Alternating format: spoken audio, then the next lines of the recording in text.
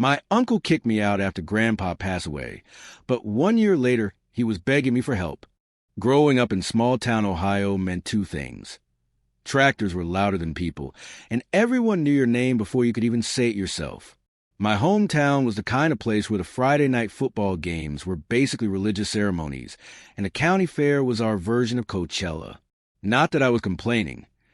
There's something comforting about a place where the most exciting thing to happen is when someone gets a new pickup truck. I was raised in one of those white clapboard houses with a porch swing that creaked like an old man's knees. Nothing fancy, just honest, kind of like the people living there. For the first 10 years of my life, it was me, Mom, and Grandpa Frank. Dad took off before I even knew what the word father meant. Just packed his bags one night when I was 2 and disappeared like a magician's rabbit.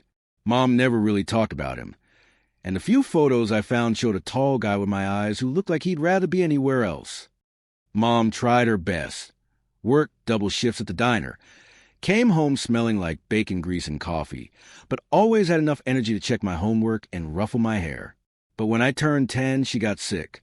The kind of sick that has doctors whispering in hallways and neighbors bringing casseroles. 6 months later, she was gone too, leaving nothing but a drawer full of floral dresses and a lingering scent of her drugstore perfume. That's when Grandpa Frank became my everything, my father, my teacher, my best friend, and sometimes, when I needed it most, my mother too. Grandpa Frank was a legend in our town long before I was born. Back in the 70s, he and Grandma Ellie ran this ice cream truck business that was basically the highlight of summer for every kid within a 20-mile radius. They had this ancient Dodge van painted sky blue with cartoon ice cream cones dancing across the sides. The thing had this bell that would ring out like the world's happiest alarm clock. And man, you should have seen how fast kids would come running when they heard it coming down the street. Their homemade ice cream wasn't that fancy stuff you get at those boutique places in the city. It was simple, honest, and perfect. Vanilla with local honey, strawberry with berries from their own garden, chocolate that somehow tasted better than any store-bought ice cream I've had since. I have this faded memory of standing in line with Mom, clutching her hand, my 5-year-old heart racing with anticipation, while Grandpa Frank winked at me from behind his little service window. Grandma Ellie was a creative genius behind their operation. She'd experiment with flavors, adding a dash of this or a sprinkle of that until she got it just right. Grandpa used to say she could taste colors and see flavors, whatever that meant. I never got to know her well. She passed when I was just 6. But I remember her laugh, loud and unfiltered, the kind that made strangers turn around and smile without knowing why. After she died, something in Grandpa changed, like someone had dimmed his internal light. The ice cream truck got parked in the garage, gradually collecting dust and rust, becoming less of a vehicle and more of a monument to happier times. He kept making ice cream, though just not for the public anymore. Said his heart wasn't in the business without Grandma's laugh riding shotgun. So every summer evening, we'd sit on the porch with worn ceramic bowls filled with whatever flavor Grandpa had whipped up that day. While the fireflies performed their light show and the neighbors' dogs barked at nothing in particular, he'd tell me stories about his youth, about falling in love with Grandma, about Mom as a little girl. Sometimes we'd just sit in comfortable silence, letting the ice cream melt on our tongues and the summer heat melt everything else away. "Zach," he'd say, spoon pointing at me like a professor making an important point, "life is just like ice cream. Hold on to it tight, because it'll melt away before you know it." At 14, I rolled my eyes. At 18, I'd give anything to hear him say it again. We had a good system going, me and Grandpa. I went to school, worked part-time bagging groceries at Miller's Market, and handled the heavy lifting around the house.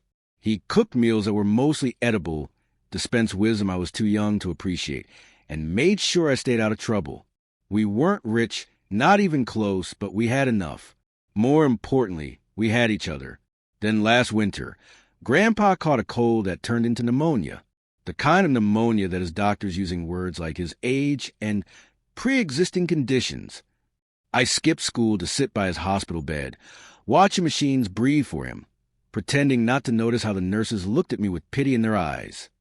3 weeks later, I was standing in the cemetery, watching them lower his casket into the frozen ground while my high school principal awkwardly patted my shoulder. It was surreal, like watching a movie about someone else's life. The town showed up, of course. In places like ours, funerals are community events. People I barely knew told me how sorry they were, how Grandpa Frank was one of the good ones, how I looked just like him at my age. I nodded and thanked them automatically, but inside I was screaming, because what no one mentioned was the most terrifying part. I was 18, totally alone, with $237 in my checking account, and no idea what came next. Turns out, Grandpa never made a will. Never thought he needed one, I guess. According to Ohio law, this meant his assets. Our house mainly went to his next of kin, which wasn't me. It was his son, my Uncle Joe. Uncle Joe lived 2 towns over, owned a failing tire shop, and visited exactly twice a year, Thanksgiving and Christmas, where he'd drink too much, complain about taxes, and leave without helping with the dishes. The kind of guy who wore polyester ties and called everyone chief or boss because he couldn't remember their names. 2 days after the funeral, he pulled up in his Chevy Tahoe, reeking of cheap cologne and entitlement. He didn't waste time on sympathy. "Listen, kid," he said, walking to the house and eyeing everything like he was doing inventory. "I'm putting this place on the market next week. Got some bills to pay, and this property's worth something." My stomach dropped. "This is my home," I said, hating how my voice cracked. Uncle Joe shrugged like I complained about the weather. "You're 18 now, an adult. Time to stand on your own 2 feet, get a job, find an apartment." "I have a job," I said. "Part-time. I can't afford rent on my own." "Not my problem, Chief." He jingled his keys impatiently. "Frank should have planned better. Should have thought about what would happen to you." I wanted to punch him then, to tell him that Grandpa had been too busy raising me, too busy being both parents to worry about paperwork. But the truth was, Uncle Joe was right. Legally, everything was his. As he headed for the door, he stopped and turned back. "Almost forgot. You can take that rusted ice cream truck in the garage and that old recipe book. Consider it your inheritance." He tossed a set of keys that nearly hit my face. "Get your stuff out by Friday, and take that junk heap with you." That night was the coldest I remember, despite it being early March. I couldn't bear sleeping in the house knowing it wasn't mine anymore, so I cleared out enough space in the back of Grandpa's ice cream truck and rolled out my sleeping bag. The vinyl seats were cracked, the floor was covered in dust, and there was a hole in the roof that let in a draft. But somehow it felt right, like I was closer to Grandpa here than in the house Uncle Joe now owned. I lay there in the dark, staring up through that hole at the stars, wrapped in Grandpa's old flannel coat that still smelled faintly of his aftershave. My phone battery was dying. I had nowhere to go, and for the first time, I allowed myself to cry. Not the quiet tears of the funeral, but ugly, gasping sobs that echoed in the empty truck. Somewhere between despair and exhaustion, I must have fallen asleep because suddenly Grandpa was there in my dreams. Not sick Grandpa, but the one from my childhood, tall and strong, with that crooked smile that made his eyes crinkle at the corners. We were in the ice cream truck, driving down a road I didn't recognize, and he was telling me something important, something I needed to remember. I woke up with sunlight streaming to the hole in the roof and Grandpa's voice echoing in my head. "Ice cream is smiles you can sell, Zach. Sell enough smiles, and you'll have it all." For a moment, I just lay there, watching my breath cloud in the cold morning air. Then something clicked. A memory of Grandpa showing me how to fix the truck's engine when I was 15, telling me stories about the routes they used to drive, the joy they brought to people. The recipe book Uncle Joe had tossed at me contained more than just ingredients. It was Grandpa and Grandma's legacy, their gift to the world. My throat felt tight, but there was something else too, a tiny spark in my chest. Not quite hope, but something close to it. Determination, maybe. I turned the key in the ignition, half expecting nothing to happen. The engine coughed, sputtered, then roared to life like an old lion waking from a nap. I threw my sleeping bag in the back, tucked the recipe book carefully in the glove compartment, and pointed that rusty old truck west away from Ohio, away from Uncle Joe, away from a house that wasn't home anymore. I had no plan, barely any money, and only the vaguest idea where I was heading. But as I crossed the state line with the morning sun warming my face to the cracked windshield, I felt Grandpa riding shotgun, nodding his approval. Sometimes, rock bottom turns out to be a pretty solid foundation to build on. And sometimes, an inheritance isn't what you think it is. Leaving Ohio in my rearview mirror felt like escaping prison.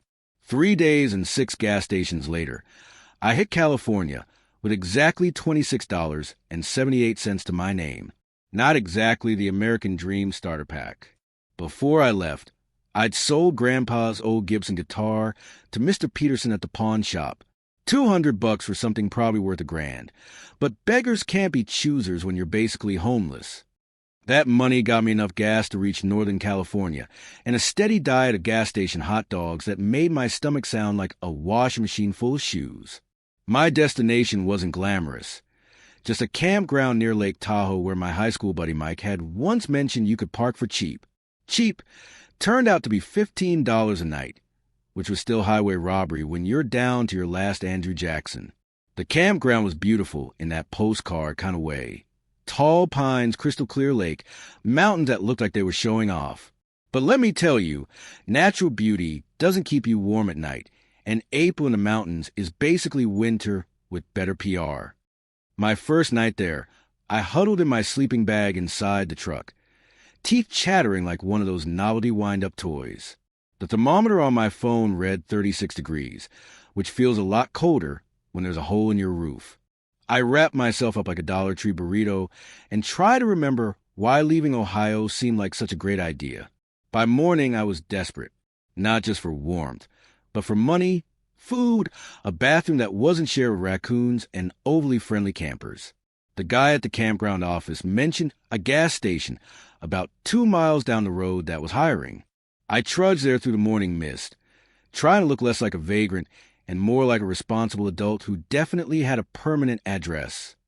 Hank, the manager, was about 60 with a handlebar mustache that had its own zip code. He looked me up and down, taking in my wrinkled clothes and the faint odor of someone who'd been living in their car. "You got experience?" he asked, not looking up from his clipboard.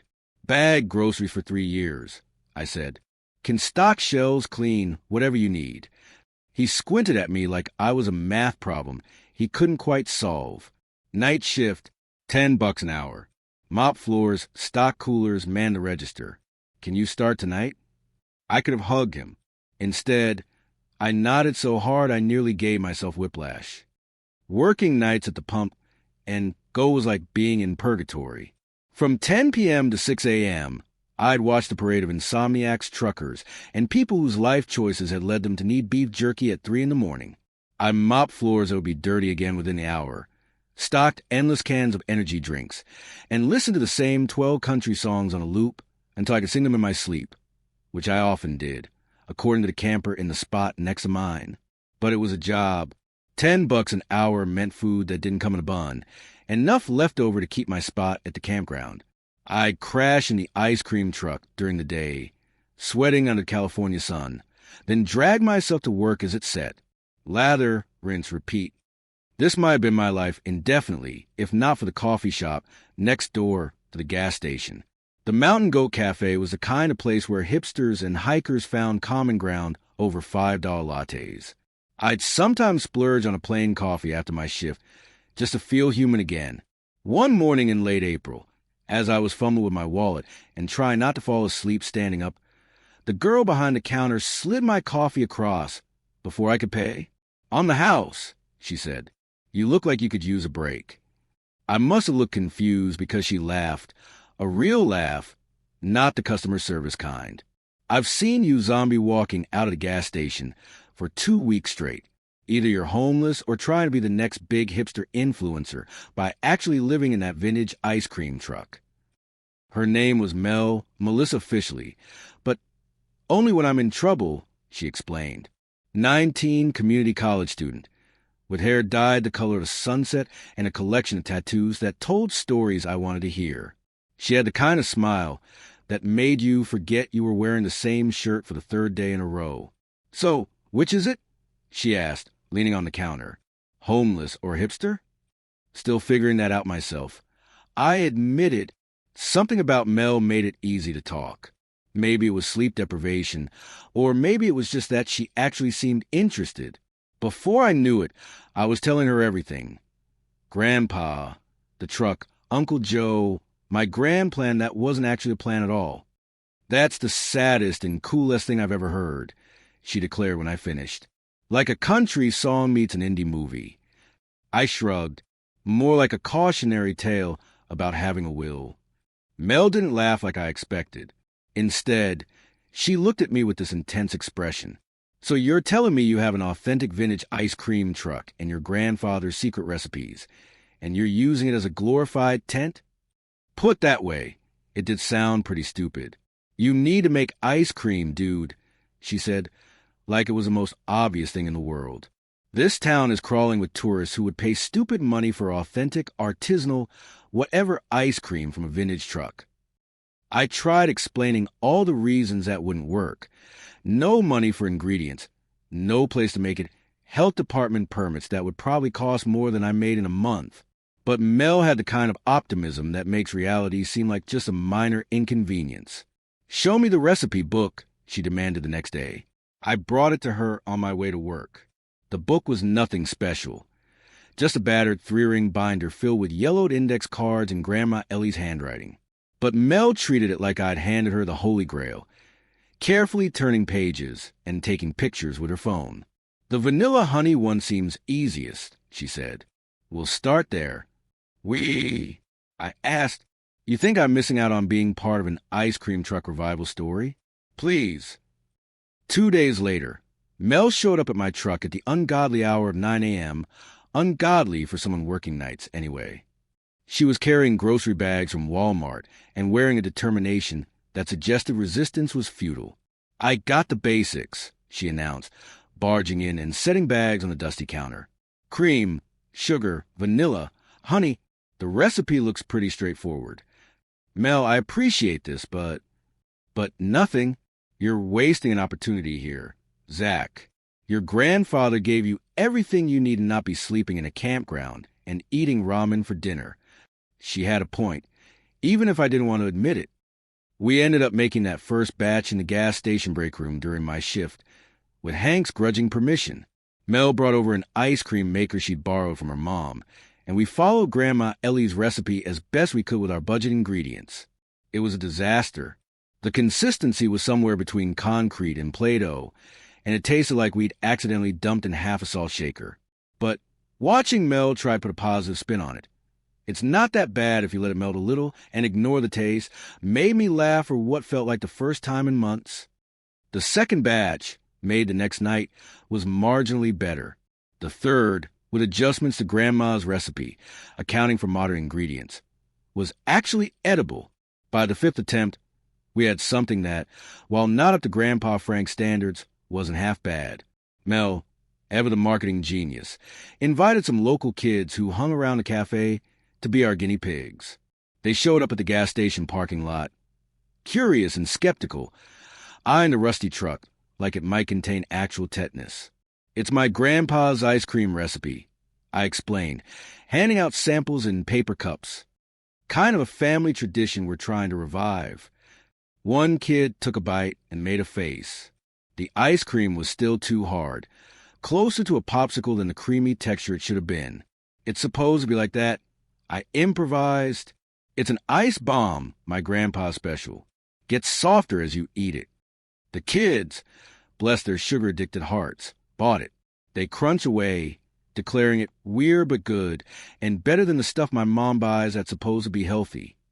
One little boy with a Spider-Man t-shirt and missing front teeth looked up at me with absolute seriousness and said, "It tastes like summer." I had to turn away for a moment. Grandpa used to say the exact same thing. When I looked back, Mel was watching me with a soft expression. "You okay?" "Yeah," I said, surprised to find it was actually true. "Yeah, I think I am." That night, after the kids left and we cleaned up our mess, Mel showed me her phone. She'd started an Instagram account called Gramps Creams with photos of our ice cream experiments, the vintage truck, and even a blurry picture of me trying not to look homeless. Social media presence is everything these days, she explained. Gotta build a brand before we officially launch. Launch what exactly? I asked, still not entirely convinced this wasn't just an elaborate way to waste my time and Walmart's cheapest heavy cream. Your ice cream business, dummy. She looked at me like I was intentionally being dense. People eat this nostalgia stuff up. Vintage truck, family recipes, handsome guy with a sad backstory. It's marketing gold. I wanted to argue, to explain all the reasons this couldn't work. My complete lack of business experience, money, or permanent residence being at the top of the list. But I was starting to learn that Mel's enthusiasm was like a force of nature. You could either get swept up in it or get out of the way. You need to meet my dad, she decided a few days later. He's been looking for a project, and your truck is definitely a project. Mel's dad turned out to be a 6 feet 4 inches former linebacker, named Dave, with a beard that could house small birds and hands that looked like they could crush walnuts without trying. He owned an auto body shop in town and had a passion for restoring classic cars that bordered on religious fervor. This is the truck I was telling you about, Dad, Mel said, patting the rusty side of Grandpa's Dodge. Dave walked around the vehicle slowly, nodding and making little sounds. He poked at the rust spots, looked underneath, and tested the engine. I stood awkwardly to the side, feeling like I was watching a doctor examine a terminal patient. It's a 1968 Dodge A100, he finally said. Don't make M like this anymore. Solid bones, but she needs work. Lots of it. I know it's a mess. I started to apologize. A mess? Dave laughed. Son, I've seen lawn ornaments in better shape, but it's a classic. Been looking for a vintage truck project since the 80s. He slapped the hood, sending a small shower of rust flakes to the ground. I'll help you get her running right. Before I could process what was happening, Dave was writing a list of parts he'd need, talking about carburetors and alternators and things I pretended to understand. Mel stood to the side, looking smug, as if to say, see? Told you so. You should meet my mom, too, she said later, as we watched her dad tow the truck to his shop. She's a lawyer, could help with the business side of things. Mel's mom, Patricia, was exactly what you'd expect from someone married to a giant teddy bear of a mechanic. His complete opposite. 5'0" with perfectly styled hair and the kind of tailored business attire that somehow looks comfortable only on people who can afford it. She had reading glasses perched on her nose and a no-nonsense efficiency that made me instantly nervous. So, she said, looking me over like I was a contract with questionable terms, Mel tells me you have a potential small business opportunity. We were sitting in their kitchen, a warm, clean space that made me acutely aware I'd been living in a truck. I tried not to focus on how good it felt to sit in an actual chair at an actual table. It's just an old ice cream truck, ma'am. I explained. My grandfather's. Not sure it's really a business opportunity. Patricia raised an eyebrow. Any venture can be a business opportunity with the right structure and approach. She sipped her coffee. Mel showed me your Instagram. There's clearly market interest in your nostalgic product. 2 hours later, I walked out of their house with a folder containing paperwork for an LLC, information on health department requirements, and a basic business plan scratched out on a legal pad. Patricia had taken one look at my situation and gone into full shark lawyer mode, seeing possibilities I couldn't begin to imagine. You're a business owner now, Zach, she'd said, sliding the folder across the table. Act like one. I'd sat there, utterly dumbfounded, thinking, I just don't want to freeze to death in a campground. You can't keep sleeping at that campground while I got your home in pieces. Dave had insisted when he towed the truck away. Despite my protests, the Millers had set me up in their converted garage apartment, a modest space with actual walls, a real bed, and a shower that didn't require quarters. It was the first time since Grandpa died that I'd slept somewhere that felt safe. But as days turned into weeks and Dave worked his magic on the truck, while Mel and I perfected Grandma's recipes in Patricia's kitchen, something unexpected happened. I started to believe it might actually work. The truck's transformation was nothing short of miraculous. Dave replaced the rusted panels, fixed the engine so it purred instead of coughed, sealed the roof, and even restored the original bell system. A friend of his who did custom paint jobs refreshed the faded ice cream cones and polished the chrome until it gleamed. Inside, he installed modern refrigeration while keeping the vintage look, creating a functional space that still felt like Grandpa's. Each evening, after my shift at the gas station, I'd go to Dave's shop and learn about the mechanics, how to maintain the engine, what to do if something broke down, which sounds meant stop immediately and which could wait. It was like having a crash course in both auto repair and fatherhood, neither of which I'd experienced before. Meanwhile, Mel's social media campaign was building momentum. Our little experiments had evolved into actual flavors: highway honey vanilla and road trip raspberry and Grandpa's chocolate dream. Local food bloggers were messaging, asking when we'd officially open. The Instagram following grew from dozens to hundreds, then thousands. People charmed by the story of a vintage truck restoration and family recipes being brought back to life. Between Dave's mechanical knowledge, Patricia's business acumen, Mel's marketing genius, and Grandpa's recipes, something that had started as a desperate joke was becoming real.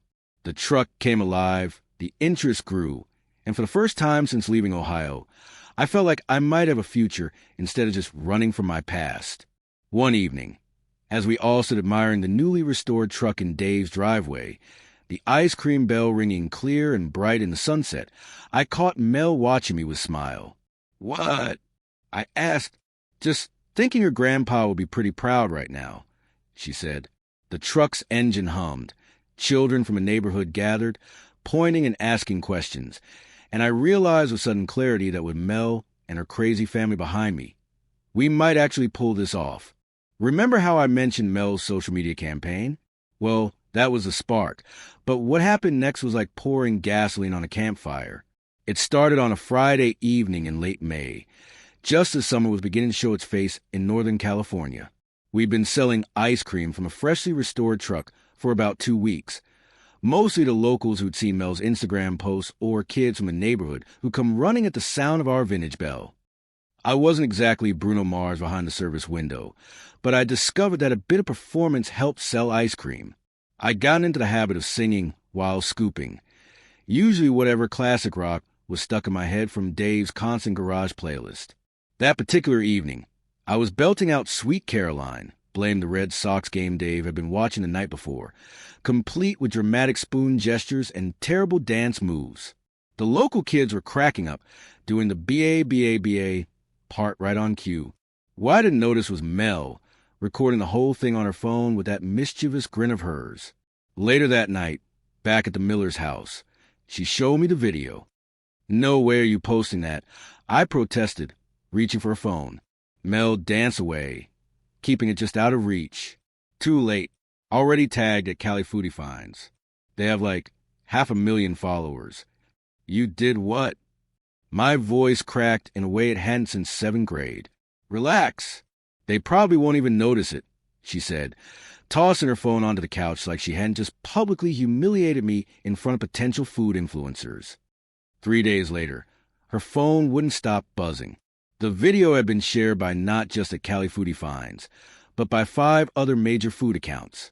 Then it made the jump to TikTok, where someone had added a trending sound effect to my off-key singing.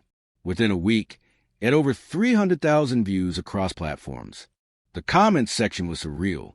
"OMG, this is exactly what summer tasted like when I was a kid. Where's this truck? I need this ice cream in my life. That Neil Diamond serenade, though, seriously. I'd buy whatever this dude is selling. Is no one going to talk about how this vintage truck is absolute goals?" I scrolled through them in disbelief. "It's just ice cream," I kept saying. "Not even particularly good ice cream." Patricia looked over my shoulder, reading the comments. "It's not about the ice cream, Zach," she said with that lawyer-like precision. "It's about the experience, the nostalgia. You're selling memories they thought they couldn't have anymore." This sounded like fortune cookie wisdom to me, but I couldn't argue with the results. By Friday, exactly 1 week after Mel had posted the video, there was a line of 15 people waiting when we pulled up to our usual spot near the lake. Over the next few weeks, our customer base exploded. What had been a trickle became a steady stream of people.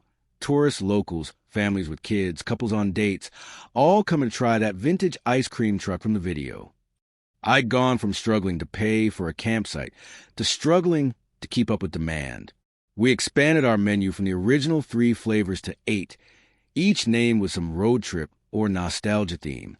Highway Honey Vanilla was still our bestseller, but Drive-In Movie Chocolate, dark chocolate with mini marshmallows, was a close second. I'd make batches at night in Patricia's kitchen, sleep for a few hours, then spend the afternoons and evenings selling it all. The line sometimes stretched across the entire parking lot. I'd joke with people at the back. "Are you sure you're in the right line? This isn't for free beer, you know." They'd laugh and stay put, sometimes waiting 30 minutes just to get a scoop of our ice cream. Local kids started hanging around the truck constantly. They bring chalk and draw pictures on the nearby sidewalk, elaborate versions of our logo, or cartoons of a little old man in a cap, their version of Grandpa Frank, serving ice cream. I let them call the business Gramps Creams because, honestly, it sounded better than anything I could come up with. One Saturday in July, a woman in expensive sunglasses and a pantsuit that definitely wasn't meant for casual ice cream buying approached me after the rush had died down.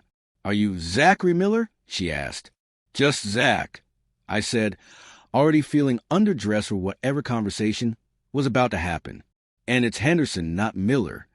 She introduced herself as Sophia Chun, event coordinator for the Bay Area Food Festival. "We'd love to have you as a vendor at our event next month in San Francisco. It's the biggest food truck gathering on the West Coast. Over 50,000 attendees." My brain short-circuited. 50,000 people? Our little operation could barely handle 50 people without running out of ice cream. But before I could form a coherent response, Mel appeared at my side. She had an uncanny ability to materialize whenever important decisions were being made. "We'd be honored," she said, taking the business card Sophia offered. "Send us the details and we'll be there." After Sophia left, I turned to Mel, panic rising. "Are you insane? We can't serve 50,000 people." Mel rolled her eyes. "They're not all going to want ice cream at once. Drama queen. This is huge for us. It's like the Super Bowl of food trucks." Despite my reservations, I knew she was right. This was the kind of opportunity that could turn our little summer project into something legitimate. Over the next few weeks, Patricia helped us secure the proper permits and insurance for the event. Dave gave the truck another once-over, making sure everything was running perfectly. I experimented with new recipes, trying to create something special for the festival.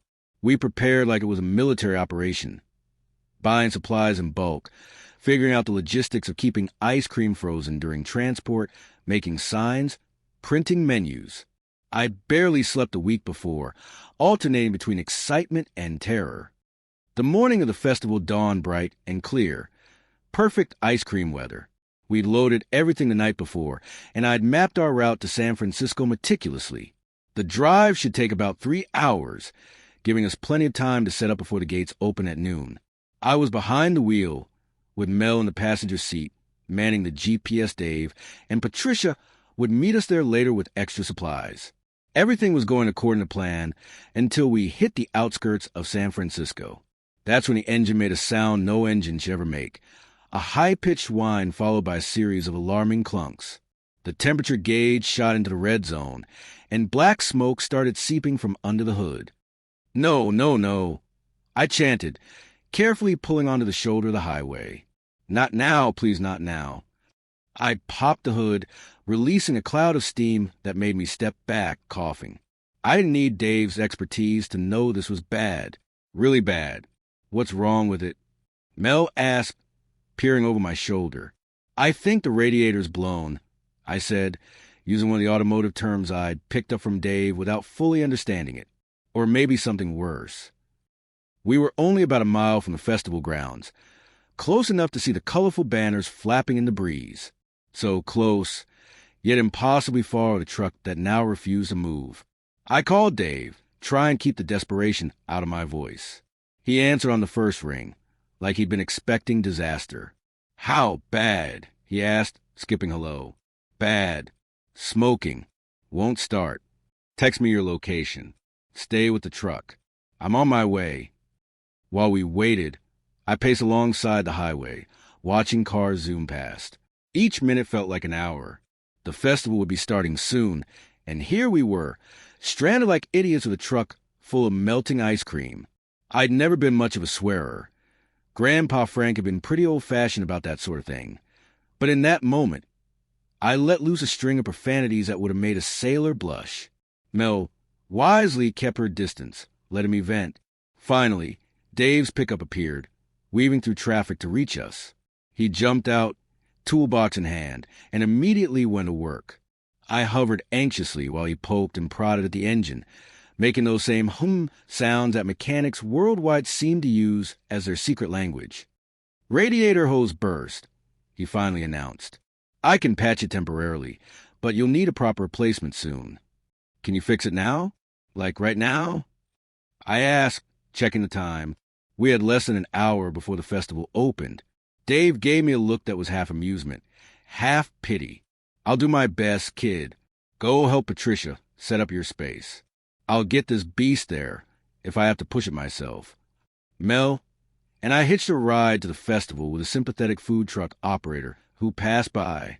Patricia was already there, looking concerned. "Where's the truck?" she asked, then saw our faces. "What happened?" We explained the situation while helping her unpack supplies. She immediately switched to problem-solving mode, rearranging the setup to work without the truck, if necessary. "We'll serve from tables if we have to," she said firmly. Just as we were discussing worst-case scenarios, a familiar sound echoed through the festival grounds. The cheerful ring of our vintage ice cream bell. Dave had arrived, towing our truck behind his pickup. "Hold your horses, not so fast," he cautioned as I rushed toward them. "We're on borrowed time here. The patch will hold for a few hours, but don't push it." He helped us park, positioning the truck so the serving window faced the main walkway. A small crowd had already gathered, pointing and taking pictures. The vintage Dodge with its freshly painted ice cream cones and gleaming chrome was a hit before we'd even served a single scoop. "You made it," called one of the festival organizers, hurrying over. We were getting worried. "You're the one everyone's been asking about." I wanted to collapse with relief, but there was no time. We scrambled to get everything ready, and when the gates opened at noon, we were somehow prepared, smiling as though we hadn't just avoided complete disaster by minutes. The day was a blur, a constant stream of faces, hands reaching for cones and cups, an endless chorus of "Can I get?" and "I'll have." By mid-afternoon, my arms ached from scooping, and we'd already gone through 2/3 of our supply. But the looks on people's faces when they tasted Grandpa's recipes made it all worthwhile. Around 4 o'clock, a petite woman with a notebook approached the window. She introduced herself as a reporter from the San Francisco Chronicle, wanted to do a feature on the vintage ice cream sensation taking social media by storm. I almost laughed. 3 months ago, I'd been sleeping in this truck, homeless and directionless. Now I was being interviewed for a newspaper. The reporter asked about our story, and I found myself telling her everything. About Grandpa Frank and Grandma Ellie, about Uncle Joe and the inherited truck, about meeting Mel and the Millers. I watched her scribble notes, nodding sympathetically at the rough parts, smiling at the good turns. "And how does it feel," she asked, "to be continuing your grandfather's legacy?" The question caught me off guard. I looked around at the truck, not just a vehicle anymore, but a vessel carrying forward something precious. "Like I'm exactly where I'm supposed to be," I said, surprising myself with the certainty in my voice. 2 days later, the article appeared online with the headline, "Orphan Teen Revives Grandfather's Ice Cream Legacy, Warms Hearts Across California." It was a kind of feel-good story that people share on Facebook with comments like, "Faith in Humanity Restored." "And who's cutting onions in here?" The photo they used showed me handing ice cream to a little girl, the vintage truck gleaming in the background, its original bell clearly visible. The article mentioned how I'd inherited just the truck and recipes, but had built something meaningful with them. Within hours, the story was picked up by local TV stations, then a couple of national sites looking for heartwarming content. Our social media following tripled overnight. Suddenly, Gramps Creams wasn't just a local curiosity. It was a viral sensation with fans across the country. I'd never been the center of attention before. My whole life had been about blending in, surviving, not making waves. Now, strangers were sending messages saying I'd inspired them, asking for advice, or just sharing stories about their own grandparents. It was overwhelming in a way I couldn't have anticipated. Mel helped me navigate it all, showing me how to respond to comments, which interview requests to accept, how to handle the sudden influx of attention. She seemed to thrive on the chaos, while I still sometimes want to crawl into the freezer and hide. You know what Grandpa would say about all this? I asked her one night, as we were scrolling through the latest batch of comments. What? He'd probably say, remember, Zach, ice cream melts. Fame melts faster. The real game changer came a week after the festival. We were back at our regular spot by the lake, the line longer than ever thanks to the media coverage. I was so busy serving that I barely noticed a man in an expensive suit until he was right at the window. He was maybe 40, with a polished look of someone who spent more on haircuts than I had on clothes my entire life. He ordered a simple scoop of vanilla, paid, and then lingered, watching me work with an appraising eye that made me nervous. Is there something else I can get you? I asked when I caught him still standing there. He handed me a business card. Adam Reeves, Venture Capital. I'd like to discuss franchising opportunities for Gramps Creams. I stared at the card like it might bite me. Franchising. Your concept has legs, he said, gesturing to the line of people. Vintage aesthetic, quality product, compelling story. We could have 20 trucks in major cities by next summer. The idea was so absurd, I almost laughed in his face. 20 trucks? I could barely handle one. Think about it, he said, seeing my hesitation. Call me when you're ready to talk numbers. As he walked away, I stood frozen, the business card still in my hand. People were waiting for ice cream. The sun was beating down on the truck, and all I could think was, is this a joke, or am I actually in the game now? Adam Reeves' business card sat on the dashboard of the ice cream truck for 3 days while I tried to wrap my mind around what was happening. 20 trucks? Franchising? Empire building? This wasn't what I'd signed up for. I'd just been trying to avoid homelessness and honor my grandfather's memory. Now, people were throwing around terms like scaling and market penetration, like I was supposed to know what they meant. You need to call him, Mel insisted as we cleaned up after another successful day. The truck's freezers were empty, and my arms felt like overcooked spaghetti from all the scooping. What do I even say to a venture capitalist? I asked. I don't speak finance, bro. Patricia overheard us as she was helping count the day's earnings. You let me handle money talk, she said, pushing up her reading glasses. But Mel's right. This is an opportunity you can't ignore. The meeting with Adam Reeves happened at one of those downtown coffee shops where a plain black coffee cost more than an hour of my old gas station wage. He brought along 2 associates with identical haircuts and shoes that probably cost more than our first month's ice cream supplies. I brought Mel and Patricia, who wore her most intimidating lawyer suit for the occasion. Adam laid out his vision, a fleet of vintage-style ice cream trucks across California, then expanding nationally, each with our nostalgic branding and recipes. He talked about leveraging our origin story and capitalizing on the authenticity factor. The whole time, I kept thinking about Grandpa Frank and what he would make of all this corporate speak. When Adam finally got to the numbers, I nearly choked on my overpriced coffee. He was offering a 6-figure investment for 60% of the company. Patricia didn't even blink. She counteroffered with terms that made Adam's eyebrows shoot up toward his hairline. The boy's story and his grandfather's recipes are the heart of this brand, she said coolly. Without them, you have nothing but expensive nostalgia with no substance. I just sat there, trying not to look as out of my depth as I felt, while Patricia negotiated like a poker champion. By the end of the meeting, we had a handshake deal for a much more reasonable investment and ownership split. Outside, I finally remembered to breathe. What just happened? Patricia smiled, not her shark lawyer smile, but a genuine one. You just became a real business owner, Zach. We're in need of a bigger kitchen. It turned out that securing a business loan was a lot easier when you had A. A truck as collateral, B. Proven sales, C. Media coverage, and D. Patricia Miller as your personal attack lawyer. The bank approved us for a small business loan that would allow us to rent a commercial kitchen space and purchase 2 more vintage trucks that Dave had somehow magically found through his network of classic car enthusiasts. The loan came with strings attached, of course. Patricia became a formal partner, taking 30% ownership in exchange for her legal services and serving as guarantor. Dave took 10% for his mechanical expertise and finding the additional trucks. Mel insisted on 20% for her marketing genius, which left me with 40% of what was supposedly my company. But as Grandpa used to say, 40% of something beats 100% of nothing every day of the week. The commercial kitchen was a game changer. No more making small batches in Patricia's home kitchen or the gas station break room. We could now produce enough ice cream to keep all 3 trucks stocked, with Mel constantly experimenting with new flavors. She had a knack for coming up with names that somehow perfectly captured the essence of each creation.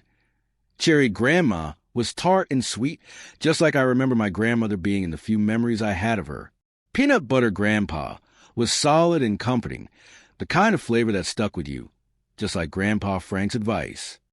As summer turned to fall, our business kept growing instead of slowing down. The vintage trucks became a fixture around Northern California, and our social media presence exploded. Mel hired 2 college friends to help manage our accounts, which now included TikTok, Instagram, Twitter, and a YouTube channel where we shared the story behind different flavors. I still worked in the original truck most days, but we'd hired staff for the other 2, mostly college students who needed flexible hours and didn't mind smelling like vanilla all the time. We paid them well above minimum wage.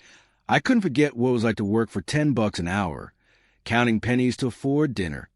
One cold November morning, I was in the kitchen early, testing a new peppermint flavor for holidays, when my phone buzzed with notification. Someone had tagged Gramps Creams in a post. Nothing unusual there. It happened dozens of times a day now, but this one made me freeze mid-stir. American Small Business Podcast. From homeless to hopeful, the ice cream entrepreneur who's redefining nostalgia. The podcast was one of the biggest in the small business space, with over 1 million listeners. They wanted to interview me about our meteoric rise.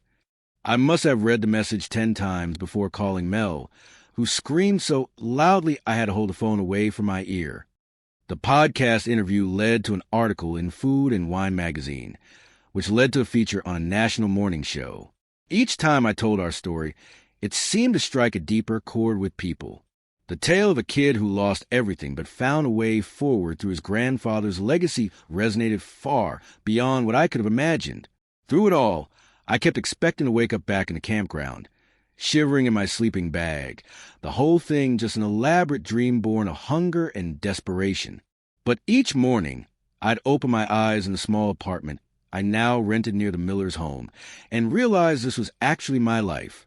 From gas station floor mopper to food magazine feature, I joked to Mel one evening as we looked at the glossy spread. Who'd have thought?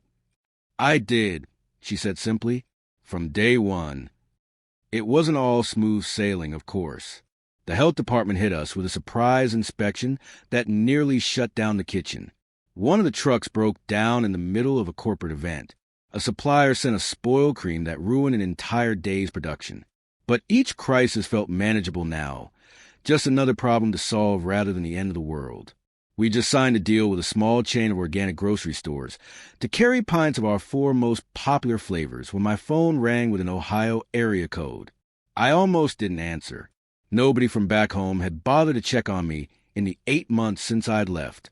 But something made me hit accept. It was Uncle Joe. His voice sounded older, more strained than I remembered. Zach, it's your uncle. As if I could forget the man who'd kicked me out with nothing but a rusted truck and a recipe book. My first instinct was to hang up, but curiosity got the better of me. Uncle Joe's tire business had folded. A victim of the big chain that had opened across town. He'd had to sell his house to pay off debts. Now, he was living in a small apartment and working part-time at the hardware store. He'd seen me on that morning show and couldn't believe his eyes.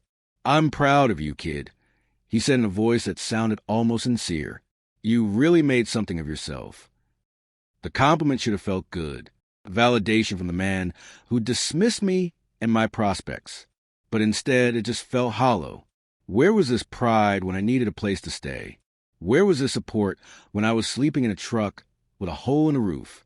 "Thanks," I said flatly. Then came the real reason for his call. "Thing is, Zach, I'm in a bit of a tough spot right now. Medical bills piling up, you know how it is. I was thinking, since we're family and all, maybe you could see your way to helping out your old uncle? Just a small loan to get back on my feet." I almost laughed. The audacity was impressive, really. For months ago, I might have been angry enough to tell him exactly where he could stick his request.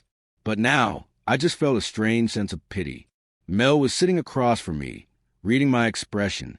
She could tell something was wrong. When I mouthed Uncle Joe to her, her eyes narrowed. She'd heard all the stories. "Family," I said slowly into the phone, "isn't the person who throws you into the mud. It's the person who pulls you out." I could practically hear Uncle Joe's confusion through the phone. He started to say something about blood being thicker than water, but I cut him off. Dave Miller towed my truck when it broke down. Patricia Miller put her reputation on the line to help me get a loan. Mel believed in me when I didn't believe in myself. "That's family, Uncle Joe." There was a long silence on the line.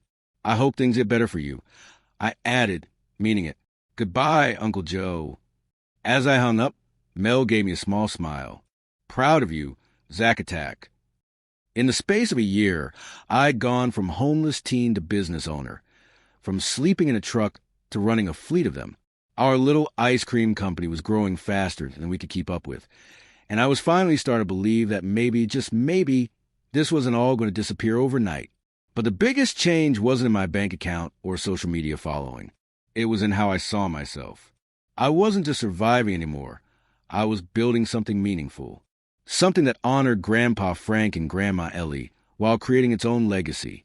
December rolled around, bringing with it a chill that slowed ice cream sales, but gave us time to plan for the next year's expansion. We were gathered at the Miller's home, now my second home, for what Patricia called a strategic planning session, but was really just an excuse for Dave to make his famous chili and for all of us to hang out. Mel and I had been dating officially for about 6 months by then, though it felt like we'd been together much longer. She'd been there through everything. The bad batches, the midnight panic attacks, the overwhelming success. She'd seen me at my worst and somehow still looked at me like I hung the moon that night. After everyone else had gone to bed, we sat in the original ice cream truck, parked in Dave's garage for the winter. It seemed fitting. This truck had been my only home once, and now it was where I felt most connected to both my past and my future. "Remember the first batch we made?" she asked, leaning against my shoulder. "The one that was basically frozen concrete?" I laughed. "How could I forget? You said it wasn't that bad if you ignored the taste, texture, and general edibility." "I was trying to be supportive," she protested, punching my arm lightly. "Besides, look where we're now." The truck was silent, except for the occasional tick of the cooling metal. Through the windshield, I could see the soft glow of Christmas lights from the neighbors' houses. It was peaceful in a way I hadn't experienced in a long time. I reached into the freezer and pulled out a small container I'd hidden earlier. "Lemon porch talks," I said, opening it and offering her a spoon. "I made it special today." This flavor wasn't on our regular menu. It was a personal creation, bright lemon with a hint of honey, named for those summer evenings on the porch with Grandpa. The taste always brought me back to those conversations, to his voice, to the feeling of being truly heard. Mel took a spoonful, closing her eyes as she tasted it. That's amazing," she murmured. "You can practically feel the sunshine." When she opened her eyes, I was holding a small box instead of my spoon. Nothing fancy, just a simple silver band inside. I couldn't afford diamonds yet, but that didn't matter. What mattered was a question. I hadn't planned a speech. I just spoke from the heart, telling her how she'd changed my life, how she'd been the first person in a long time to see possibility in me, how I couldn't imagine a future without her in it. She said yes before I even finished asking, throwing her arms around me and nearly knocking over the ice cream. We sat there in the old truck, laughing and crying and planning our future, between kisses that tasted like lemon and promises. As we walked back to the house, hand in hand, I thought about how Grandpa Frank would have reacted to all this. I could almost see him pouring himself a glass of his favorite whiskey, raising it in a toast with that crooked smile of his. To finding your own way home, he would have said. Mel said yes, and I genuinely believed that no day could ever top this one. The business was thriving. I was engaged to the most amazing woman I'd ever met, and for the first time in my life, I felt like I truly belonged somewhere. Little did I know that the very next day, I would climb into the truck storage compartment, looking for some old sales records, and find something that would change everything I thought I knew about my grandfather's legacy. 6 months later, Mel and I got married under the spring California sunshine. No fancy country club or overpriced venue for us. Just the original ice cream truck parked in a beautiful meadow overlooking the lake. Dave had polished it to perfection for the occasion, and we decorated it with wildflowers and string lights. The ceremony was simple but perfectly us. Mel wore a vintage 1950s style dress with a sweetheart neckline and full skirt that made her look like she'd stepped right out of one of those old photos of Grandma Ellie. I rented a suit, managing not to spill anything on it. A personal victory. My Elvis playlist hummed from portable speakers, and our small group of guests, the Millers, our employees, and a few friends, sat on picnic blankets and folding chairs. There was no fancy catering, just an ice cream buffet with all our greatest hits, where guests served themselves from the truck's window. Standing there, watching Mel laugh with Patricia as they tried to keep her veil from blowing away in the breeze, I had one of those surreal moments where your brain says, "So, this is my life now." By summer, Graham's Creams had officially hit the big time. After months of negotiations, testing, and jumping through corporate hoops, we'd signed a distribution deal with Walmart. Nothing huge, just a test run in 50 stores across California. But for a company that had started in a gas station break room, it felt monumental. The first time I saw our pints on a Walmart freezer shelf, I actually took a picture and sent it to Uncle Joe. Not out of spite, just as a way of saying, "Look what your junk heap turned into." He never responded, which was probably for the best. That test run brought in just over $200,000 in the first year. Not exactly Jeff Bezos money, but enough for Mel and me to put a down payment on a modest cottage-style house with a 2-car garage, one spot for our sedan, and one for the original ice cream truck, which I refuse to store anywhere else. $1 million is the goal, I told Mel as we signed the mortgage papers. It seemed like an impossible number once, back when I was counting quarters for gas. Now it felt surprisingly within reach. The house was nothing fancy. 3 bedrooms, 2 baths, a small yard where I immediately started planting an herb garden for fresh mint and lavender to use in our summer flavors. But it was ours, paid for with ice cream money. Grandpa Frank would have gotten a kick out of that. Moving day was chaotic, but joyful. Dave and his buddies from the auto shop helped with the heavy lifting, while Patricia organized the entire process with military precision, clipboard in hand.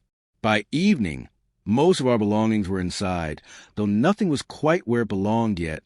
I was transferring some old files from the truck to our new home office when I noticed something odd. One of the ceiling panels in the truck storage compartment was slightly askew, something I'd never paid attention to before. Curious, I pushed at it, and the panel shifted, revealing a small hidden space. Inside was an old coffee can, rusted around the edges, sealed with yellow tape. Grandpa's secret hiding spot, apparently. I carefully pulled it out, wondering what it might contain. As I climbed down from the truck, the can slipped from my hands and clattered onto the garage floor. The impact popped the lid off, and several folded papers spilled out. No hidden cash or treasures, just an envelope with my name written on it in Grandpa's shaky handwriting. The letter inside was dated just 1 week before he passed away, his handwriting more tremulous than I remembered. "Zach, if you're reading this, it means you didn't break. This truck isn't just your inheritance. It's your path forward. I've always known there was something special in you, something that wouldn't let you give up when things got tough. I've seen it since you were small, watching you piece yourself back together after your mom left us. This old truck might not look like much, but I'm betting you'll make something incredible from it. I'm proud of you, kiddo, and I always will be. Grandpa Frank. I sat on the garage floor, letter in hand, completely stunned. He'd written this just days before he died, somehow knowing that Uncle Joe would give me the truck, that I'd find my way despite everything. It was his final gift to me, not just a truck, but his unwavering belief that I could make something of myself. When Mel found me there, I was crying, not the quiet, controlled tears of a grown man, but the messy, hiccuping sobs of a kid who'd finally found his way home. She sat beside me on the concrete floor, reading the letter over my shoulder, then wrapped her arms around me without a word. Eventually, we went inside and dug out two of Grandma Ellie's old ceramic bowls, the ones I'd carefully packed away as keepsakes. We filled them with Lemon Porch Talks ice cream and sat on our new front steps, watching the sunset paint the sky in colors that reminded me of the original truck's vintage paint job. The next morning, still feeling raw and renewed from finding the letter, I took the original truck out for a celebratory neighborhood run. It seemed fitting, a way to honor Grandpa's faith in me with what had become our signature truck. A little boy, maybe 6 or 7, was my first customer of the day. He approached the window shyly, clutching a couple of crumpled dollar bills. His front tooth was missing, and his knees were scabbed from typical kid adventures. Looking at him, I suddenly saw myself at that age, standing in line with Mom, waiting for Grandpa to serve us. The circle had completed itself in the most unexpected way. As I handed him a scoop of vanilla honey in a waffle cone, I found myself sharing a bit of Grandpa's wisdom. The best things in life taste like love, kid. Remember that. He grinned, that gap-toothed smile that only children can perfect, nodded solemnly like I'd shared the secrets of the universe, and carefully walked away, focused entirely on not dropping his precious ice cream. Watching him go, I felt a strange sense of peace wash over me. Somewhere, somehow, I knew Grandpa Frank was nodding his approval. They say the American dream is about making it big, becoming a millionaire, living in a mansion, maybe for some. But standing there in front of my grandfather's restored ice cream truck, with his letter in my pocket and his recipes bringing joy to a new generation, I realized my version was different. My American dream turned out to be about finding family when I'd lost mine, building something meaningful from what others saw as junk, and finally understand that the most valuable inheritance isn't money or property. It's the wisdom to see opportunity where others see only rust, and the courage to keep going when the engine stalls. Sometimes, the sweetest success tastes exactly like ice cream on a summer afternoon. Share it with someone you love.